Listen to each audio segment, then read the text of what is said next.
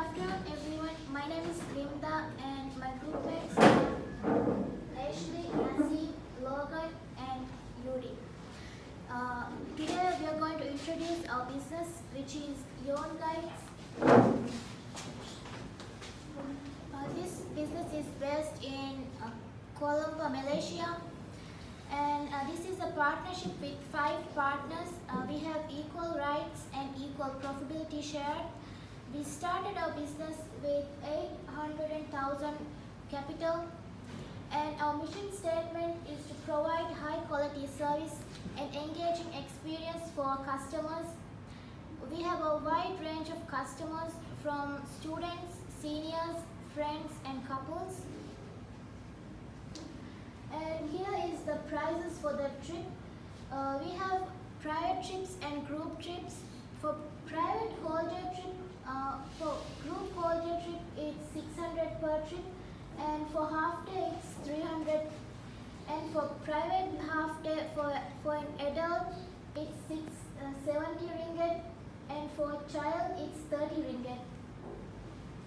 And our company goal is to provide high quality service for our targeted customers on time and on budget, and also to create a market presence that assures a short-term, long-term profitability, growth and success. And here are the services we provide. We accompany groups, guide our tourists to buildings and sites, and provide historical and current information. Our guides are available in Malay, Chinese, English, Divehi and Tamil. We provide a holiday trip and half day trip, private and group trips. And this is an example of the schedule we provide. As you can see, we start our trip at 7:30, and if it's a half day trip, we finish at 2 p.m. and if it's a holiday trip, we finish at 9 p.m. For a private trip, our customers can prepare their own schedule. Now I'm going to pass it to Nasim. Hi everyone, today I'm going to talk about analysis of business external environment. There are 3 factors that we are choose, which is first one is political, economic and technological. Let me start with political factors. Malaysia is a democracy, multi-party democracy country since the first election. Politics stability is an important consideration when it's come to tourism industry. As you can see, BMI ranked Malaysia 12 in the Asia and 39 in the world in terms of politics stability. Malaysia reintroduced SST in September to replace GST by our new Prime Minister Datuk Tun Mahathir. Malaysia also maintained a good relationship with other countries such as Singapore, UK and China. That's how many tourists from other countries come travel in Malaysia.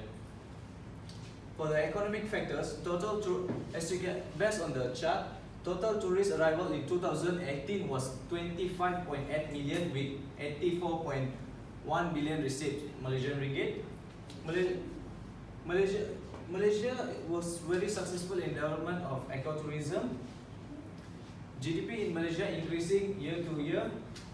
As you can see, GDP in Malaysia was worth 354.35 billion US dollar in 2008. For the inflation rate in Malaysia is constant at 0.2 for the last 3 months. Exchange rate is 1 USD equals to 4.30 Malaysian ringgit. As you can see, this graph shows tourist arrivals in Malaysia has increased 3.7% in March 2019. For the technological factors, in Malaysia, there is an increasing online travel sites, apps, which can be used for loyalty points, bookings, and travel updates. Malaysia is also advanced in transportation in terms of private and public. There's a sharing economic platform such as Airbnb and Grab. Based on the graph, there's an increase in social media users, 78 percentage, and 80 percentage of internet users. Malaysia was Malaysia was ranked top 5 globally and highest in Southeast Asia for the mobile social penetration. Which is, as you can see, Facebook is with 76.2 percentage, and the second highest is 11.16 percentage. This could be a huge advantage for us to promote our company through social media. Now I'll pass it to Logan to challenges. Good afternoon, everyone. I'm going to talk about the challenges that Yon Guide faces as a travel firm. The challenges are globalization, security, competitor, and entry barrier. Globalization. Tourism committee, including travel firms, don't have the proper understanding on how to engage or communicate with foreign travelers. They are also not making use of translation services to produce multilingual websites together with important travel information, which is very useful for the foreign travelers. Required signatures that can also lead tourists in a right way. Here are the certain ways to overcome globalization. Firstly, it is about understanding on how to engage with travelers. Tourist firms should always try to communicate in a better way with their travelers. Keeping the latest technology is also a way to overcome globalization. Nowadays, technology is about online. Everything is online. Through online, tourism firms can reach more people and they can make use of new marketing tactics or to promote their business outside also. The third way to overcome globalization is about overcoming the foreign language barriers. So tourist guides or tourist firms who are working there, they should always try to learn foreign languages such as Italian or Spanish language in order to make themselves enabled to communicate with their foreign travelers. Now I'm going to present about the security challenges. Industry peoples, the tourism industry, are not looking in the direction of forming the best possible security infrastructure for the tourists. The best possible security infrastructure means the level of safetiness in the industry. Governments are not also working closely in relation to sourcing for further manpower along with economic resources in the tourism industry. Here are several recommendations for security. Firstly, it is about sense of hospitality and caring as the starting line of security. Employees should treat their customers, the travelers, in a way which they think which is respectful for them. Secondly, it is about being proactive is an effective way compared to reactive. There are no 100% safe places in the tourism industry. So, they should use combinations of physical presence such as surveillance in order to improve the level of safety in this industry. The third recommendations for security is about finding the innovative solutions and travel new models. With the current framework in the travel industry, travel firms should always try to implement the best technologically enabled solutions in order to improve their business in regards to the best data analytic tools. Thank you. Now I'll pass it to you. I'm going to explain about the remaining part, which are the entry barriers and the competitors. The entry barriers for our business is we need to get the license to do the tour guide service. We need to get the license from the Ministry of the Tourist and Culture of Malaysia, and it takes 4 to 6 months, which are 500 hours, and it almost takes 6,000 ringgit to 7,000 ringgit to get the license. And Third is we also need to get the special car license to carry the passengers. And the last thing is, since in Malaysia there are more than 10,000 tourist guides, so we need to have the more knowledge and experience. And the way of overcome of entry barriers and to getting the license, we need to take half a year, and also it costs around 6,000 ringgit. So we need to prepare plenty of time and the money. And second is make sure that we have a high knowledge of the historical materials. Since we are doing the historical tour guide, so we have to have the historical knowledge. Then we should be able to answer the question from the customers. And third is in the high competitive market, we need to train to be multilingual. And also from the customers, we need to be helpful and friendly. And in Malaysia, for the competitors, we have two main competitors in Malaysia. First is the Klook company. Klook is one of the famous tourist company and globally recognized. They are using the website and application to attract the customers, and also they have more traffic and promotion strategies. And second company is Get Your Guide.